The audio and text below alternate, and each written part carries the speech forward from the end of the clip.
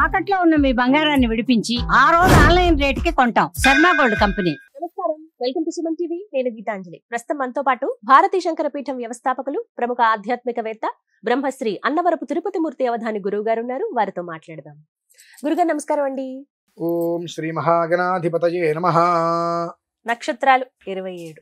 అయితే ఈ 27 నక్షత్రాల్లో ఎంతో విశేషమైనవి, అదృష్టంతో కూడుకున్నవి కొన్ని ఉన్నాయని చెప్తారు కదా గురువు గారు.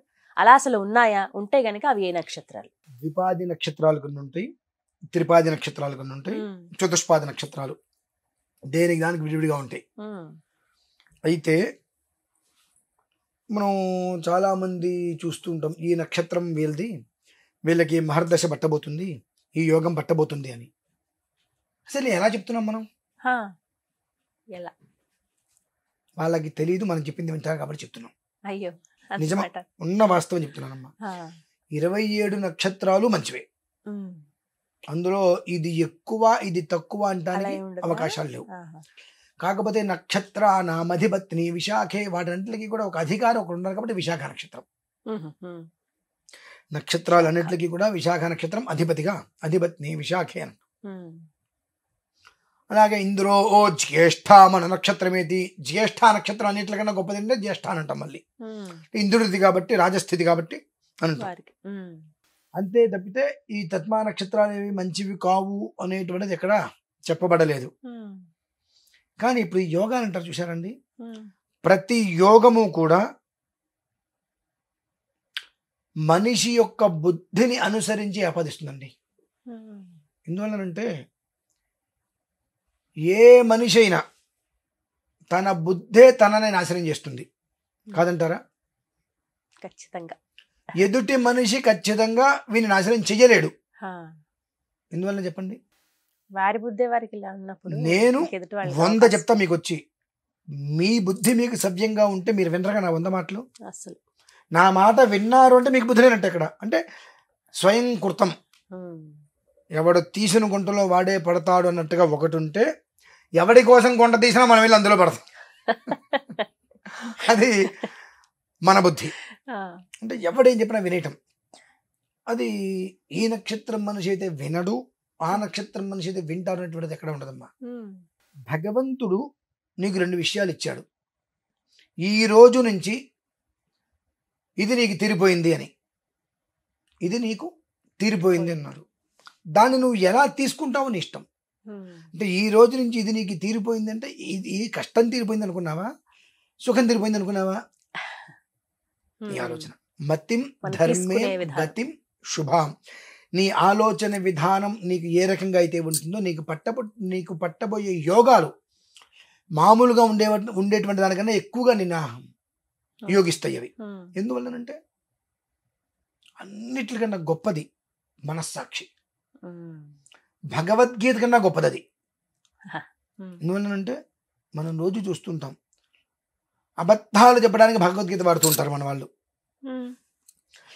భగవద్గీత చెయ్యి వేసి నిజం చెప్పండి, వారు చేసే అబద్ధమే చెప్తూ ఉంటారు, నిజం చెప్పినట్టు చెప్తూ ఉంటారు. 99% మనస్సాక్షి మీద వేసి ఎవరు అబద్ధాలు చెప్పరండి. ఆ మనస్సాక్షి ప్రమాణం ప్రధానికి.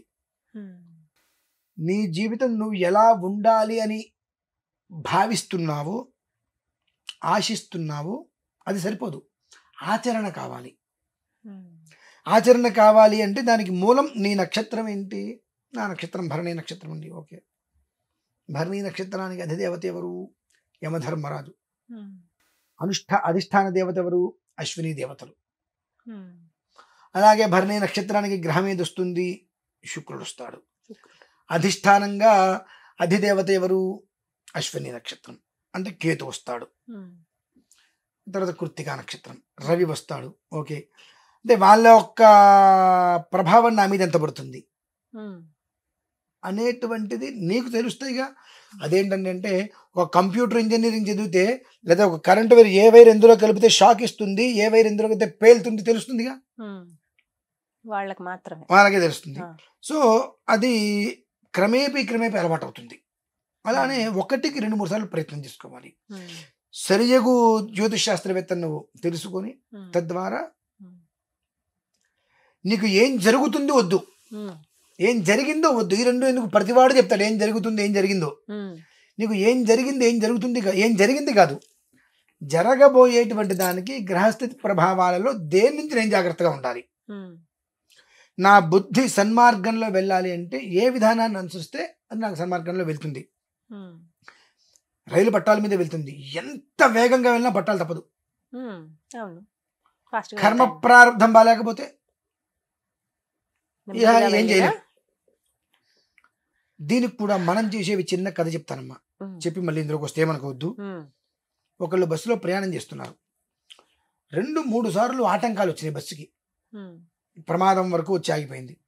ఆ బస్సులో ఉన్న వాళ్ళందరూ కూడా మనలో ఎవరో ఒకడు నీచమైన జాతకం వాడు ఉన్నాడు, వాడి వల్ల మనకి అనర్థాలు వస్తున్నాయి. కాబట్టి మనం ఒక్కొక్కళ్ళ మీద ఎదురుకుండా చెట్టును ముట్టుకొని వద్దాం.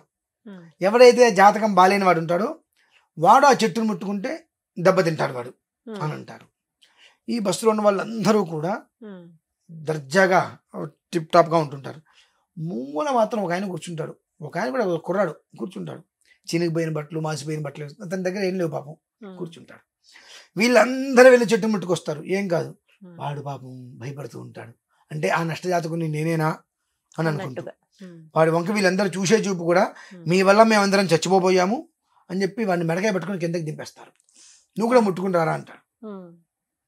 వాడు భయంగా ఏం జరుగుతుంది తెలియకుండా వెళ్ళి చెట్టులో ముట్టుకుంటాడు. ముట్టుకోగానే పిడుగు పడుతుంది.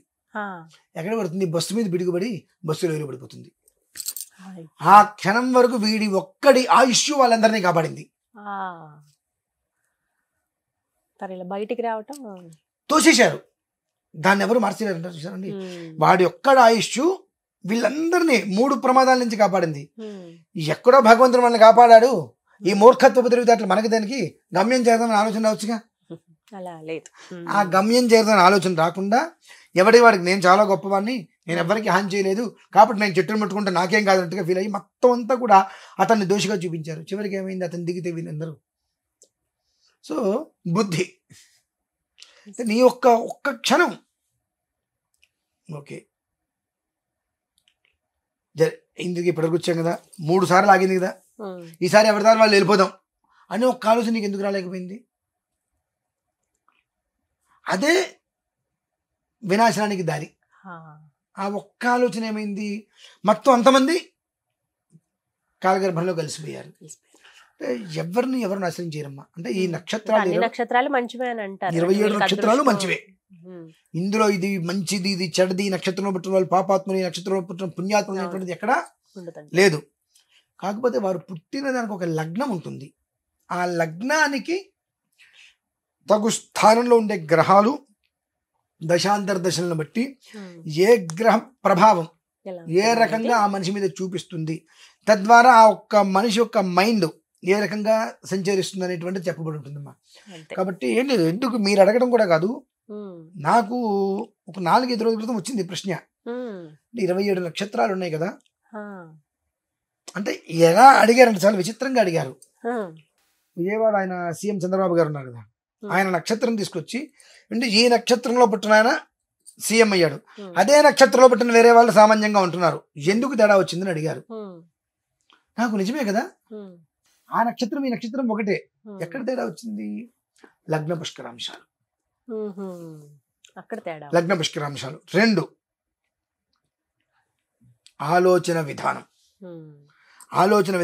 నాకు డ్రైవింగ్ వచ్చు, మీకు డ్రైవింగ్ వచ్చు.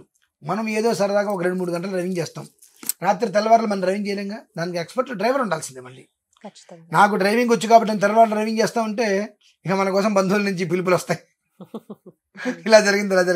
అంటే ఏ మనిషి ఏ పని ఎంతవరకు చేయాలి, మనకు వచ్చినప్పటికీ కూడా మన ఎక్స్పర్ట్లం కాదు కదా. సో ఎక్స్పర్ట్ ఎవరు అనేటువంటి విషయాన్ని మనం గ్రహింపజేసుకోవాలి.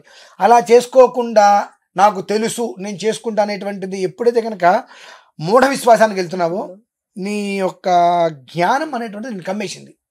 అంటే నీకు ఏదో రాసిపెట్టింది, ఆ రాసిపెట్టింది ఏం చేసిందంటే నీకు ఆలోచన రానికుండా బుద్ధిమాంద్యంగా నీకు తీసుకొచ్చేసేసింది. కాబట్టి నువ్వు చేయరాని పని నువ్వు చేసావు కాబట్టి దెబ్బ తగిలింది. అందుకని అంటారు పెద్దవాళ్ళు, ఎవరు చేయవలసిన పని వాళ్ళే నిర్ణయింపబడింది వాళ్ళే చెయ్యాలి నాకు వచ్చు కదా నేను చేసుకుంటానంటే ఎంతవరకు చేయాలి అంతవరకు చేయాలి. చివరికి నా కర్మ ఇలా రాసింది, నా గ్రహస్థితి ఇలా ఉంది, భగవంతుడు కూడా నన్ను చూపు చేశాడు, మంచి వాళ్ళని దేవుడు తీసుకెళ్ళి చేసేవన్నీ పనులన్నీ మనమే.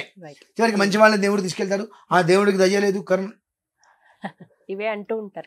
దేవుడు దయా కరుణ అన్ని ఉన్నాయి కాబట్టి ఆయన నీకొద్దు నీకొద్దు నీకొద్దు అని చెప్పినప్పటికీ కూడా నేను చేస్తాను అంటే ఆయన ఏం చేస్తాడు అంటే 27 నక్షత్రాలు యోగ్యమైనవేమో.